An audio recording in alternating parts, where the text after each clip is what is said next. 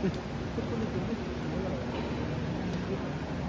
kayo'y makapangangakong kakalikod sa lahat ng hadlang sa katuparan ng panukala ng Diyos upang kayo'y makapamuhay bilang matapat at maasahang kaalin ng kanyang angkan, pakisagot po ninyo ang tatlong katanungan.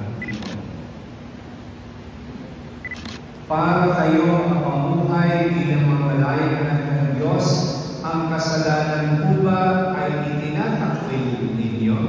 Oo, itinatakwil namin.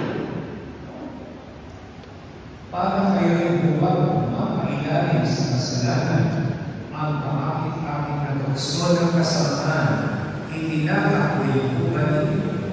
Oo, itinatakwil namin. Si Satanas na pinanggagalingan ng kasalanan at pinuno ng kadiliman, itinatakwil po ba ninyo? Opo, itinatakwil namin. Ngayon naman ating harapin ang ating pananampalataya. Kung kayo'y mapangangakong magsisikap mabuhay bilang mga inararalan ng Diyos Ama, kung tutularan ninyo siya sa kanyang